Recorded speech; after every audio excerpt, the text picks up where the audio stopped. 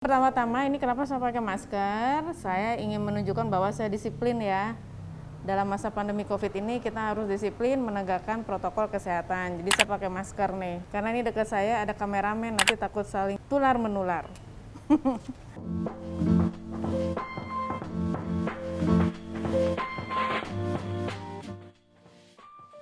Mungkin yang pertama saya ini senang beberes, senang bebersih rumah. Jadi dibanding masak, saya lebih senang disuruh nyapu atau ngepel gitu. Yang kedua mungkin ya itu karena saya lebih sering nyapu dan ngepel, saya pengen banget bisa masak karena saya belum pintar masak. Suami saya juga suka protes. Kalau hari Minggu saya nggak pernah masak katanya ya, karena saya tidak bisa masak. Nah, saya pengen belajar masak justru.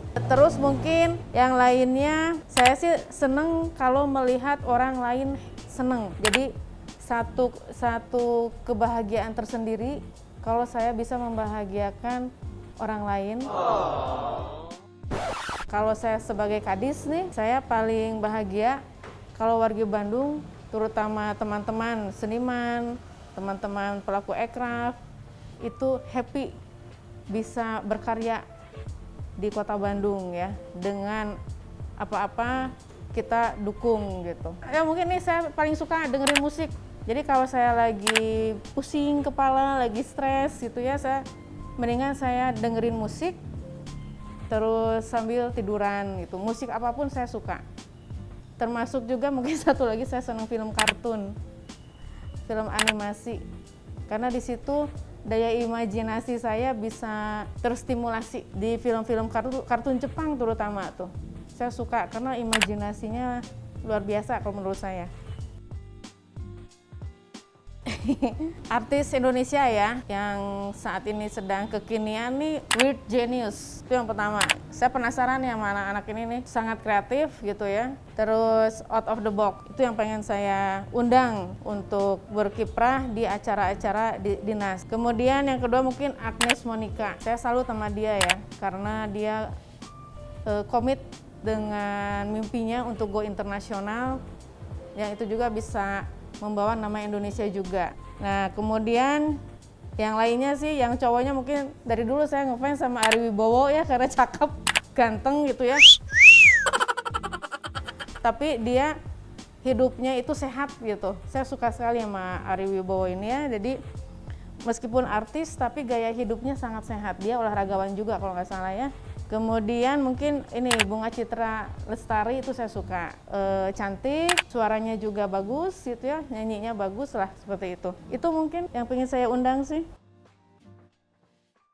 Yang paling saya ingat, alhamdulillah beberapa netizen yang sempat mengkomentari foto saya atas kegiatan saya atau yang lain-lainnya, itu pasti mereka tuh selalu mendoakan supaya saya ini diberi kesehatan. Nah, itu yang alhamdulillah saya patut syukuri sekali ya, terutama pada masa sekarang pandemi COVID ini, faktor kesehatan itu sangat penting, dan alhamdulillah saya banyak yang mendoakan agar saya sehat selalu. Untuk adaptasi kebiasaan baru, ini kan kita highlightnya ini ya, kebiasaan baru. Kebiasaan baru ini tentunya kita harus lebih memperhatikan lagi protokol kesehatan. Salah satunya contoh ini nih ya, pakai masker, terus jaga jarak nih, banyak-banyak cuci tangan, terus juga menghindari kerumunan, istirahat yang cukup, dan makan makanan yang sehat dan bervitamin gitu ya. Untuk di dunia pariwisatanya sendiri, itu protokol kesehatannya juga hampir sama. Yang pasti dalam rangka menjaga agar virus COVID ini tidak menyebar, tidak ada kasus-kasus penularan dari sumber-sumber, terutama dari tempat-tempat usaha pariwisata terutama ya, khususnya seperti itu. Nah, di Perwal yang terakhir, untuk usaha-usaha pariwisata ini sudah ada ketentuannya. Jadi misalnya untuk pengunjung restoran atau hotel itu maksimal 50% dari total kapasitas ruangan. Kemudian juga jam operasional untuk restoran misalnya itu dari jam 6 pagi sampai jam 9 malam sekarang nih ya, yang sebelumnya hanya sampai jam 6 sore, nah sekarang sudah ditambah menjadi jam 9 malam.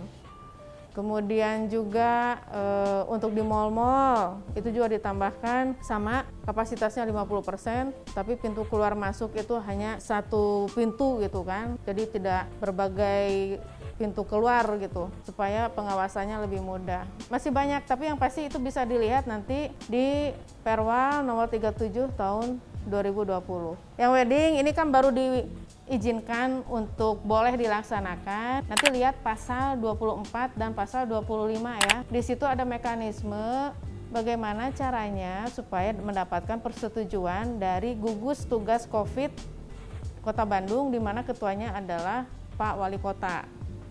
Nah, kalau di pasal 24 itu ditentukan bahwa sebelum melakukan kegiatan, mungkin minimal H-14 sebelum hari H, itu mengirimkan surat terlebih dahulu permohonan untuk mendapatkan persetujuan pelaksanaan AKB atau adaptasi kebiasaan baru di resepsi pernikahan. Yang ditujukannya ke Bapak Wali Kota selaku Ketua Umum Gugus Tugas COVID-19 melalui Pak Sekda atau Sekretaris Daerah selaku Ketua Harian. Nah, nanti kalau kita disebut par, ini tembusan saja nggak apa-apa.